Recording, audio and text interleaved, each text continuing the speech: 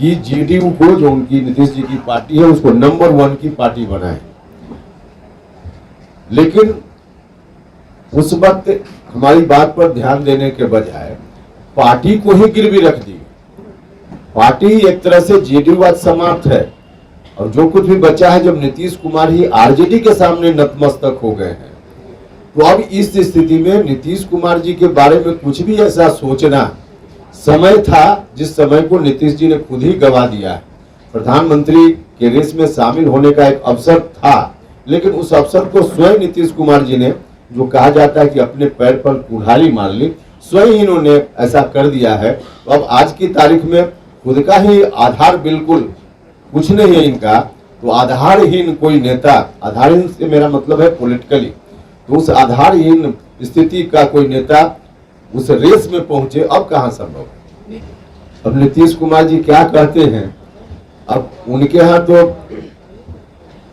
कभी यही नीतीश कुमार जी थे, जब गरज कर बोलते थे, कोई बात बोलते थे तो लोग सुनता था, और अब आरजेडी के सामने नतमस्तक होने के बाद उनको पहले तो देखना चाहिए ना, जहां नतमस्तक हैं वहां कितना आदमी की पार्टी है, उसको देखना चाहिए। आरजेडी का भी जो चरित्र है, बनावट है, उसको भी देखना चाहिए नीतीश जी को, तब किसी दूसरे के बारे में बोलना चाहिए। कोई व्यक्ति अपने बेटा का नाम कलेक्टर सिंह रख ले तो उनका बेटा कलेक्टर नहीं हो जाएगा नाम रखने से। उसी तरह से इन लोगों ने इंडिया नाम रख लिया है, तो नाम रखने से क्या होता है। हालांकि वह भी कितना उचित है अनुचित है विमर्श का विषय है, लेकिन उससे कोई बहुत अंतर नहीं पड़ता है, कुछ भी नाम रख ले। देखिए अगली बार 2024 में तो नरेंद्र मोदी जी ही प्रधानमंत्री बनेंगे, इसमें कोई कितना भी छटपटा ले, और कारण है जनता जिसके साथ है वो बनेगा, और सिर्फ नकारात्मक राजनीति करने वाले लोगों को जनता रिजेक्ट करेगी। एक तो उनकी मांग है और हम उनकी मांगों का समर्थन करते हैं। माननीय मुख्यमंत्री जी ने बिहार को बिल्कुल भगवान भरोसे छोड़ दिया, और रोज यह बात चरितार्थ हो रही है। एक तो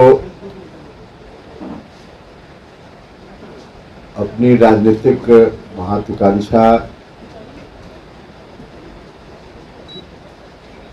के कारण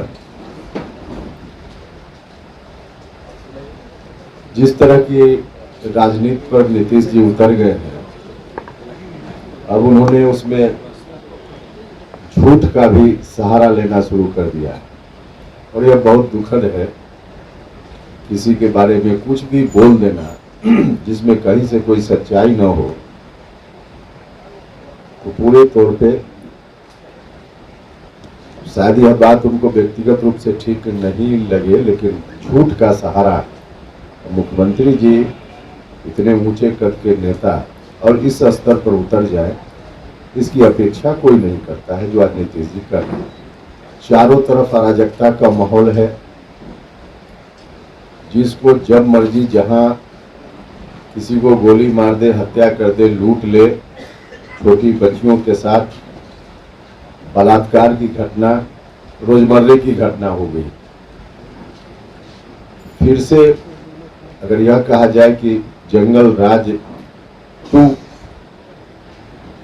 की शुरुआत हो गई है, तो कहीं से अतिशयोक्ति नहीं होगी।